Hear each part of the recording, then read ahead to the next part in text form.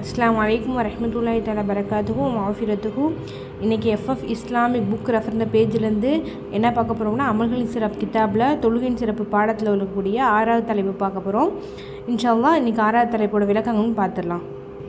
நம்ம வீட்டு தாலீமில் 6வது நாளாக 6வது தலைப்பு என்ன பார்க்க போகிறோம் அப்படின்னா, ஒழுவினால் பாவங்கள் கழுவப்படுகின்றன.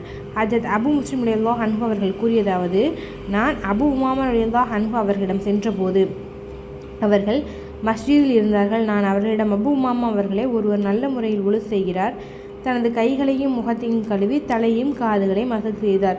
பிறகு அவர் ஃபர்லு தொழுகை தொழுதால் அன்றைய தினம் அவருடைய கால்கள் செய்த பாவங்கள், கைகள் செய்த பாவங்கள், காதுகளால் நிகழ்ந்த பாவங்கள்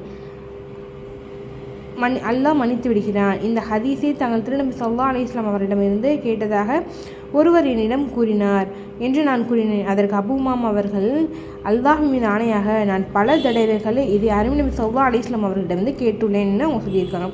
எந்த நூலில் பதிவு செஞ்சுருக்காங்க அப்படின்னா, நூல் அஹமதுன்ற நூலில் இந்த ஹதீஸ் பதிவு செஞ்சுருக்காங்க. இன்ஷா அதோட விளக்கத்தை எனக்கு பார்த்துடலாம். இது போன்று பல ஹதீஸ்கள் இருக்குதுன்னு சொல்லியிருக்காங்க.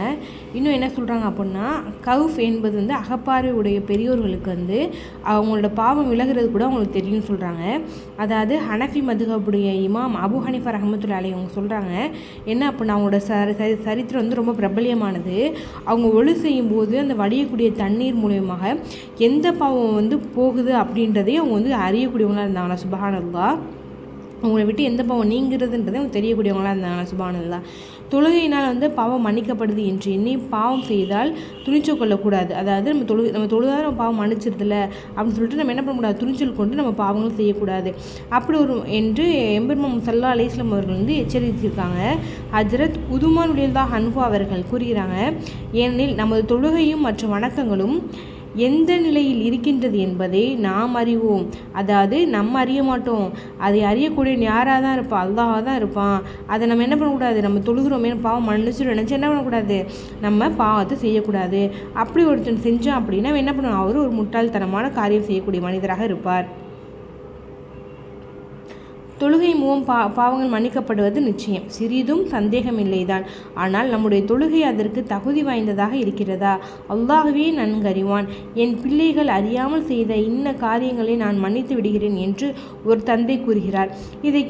இதை காரணம் காட்டி அவருடைய பிள்ளைகள் தந்தை மாற்றமான காரியங்கள் செய்து கொண்டே இருப்பது எவ்வளவு அறிவற்ற செயலோ. அதே போல எனது இறைவன் கிருபையாளன் மன்னிக்கக்கூடியவன் என்பதற்காக பாவங்கள் செய்து கொண்டே இருப்பது வெட்கக்கேடான செயலாகும். பாருங்கள், நம்ம சொல்லிட்டாங்களா இங்கே. அதாவது பாருங்கள், ஒருத்தர் என்ன பண்ணக்கூடாது, நம்ம அல்லாஹ் தான் நம்மளை மன்னிச்சிருவான்னு நினச்சி நம்ம பாவம் மேற்கொண்டு செஞ்சோம் அப்படின்னா நம்ம என்ன பண்ணுவோம், நம்ம ஏமாற்றக்கூடியது சமமாயிருது. அப்போ நம்ம என்ன பண்ணுவோம், முட்டாள்தனமான காரியங்கள் செய்யக்கூடியவங்களாக இருக்கும். இன்ஷா அல்லாஹ் நம்ம அதிகமாக ஒழு செய்யக்கூடியவங்களாக இருக்கணும்.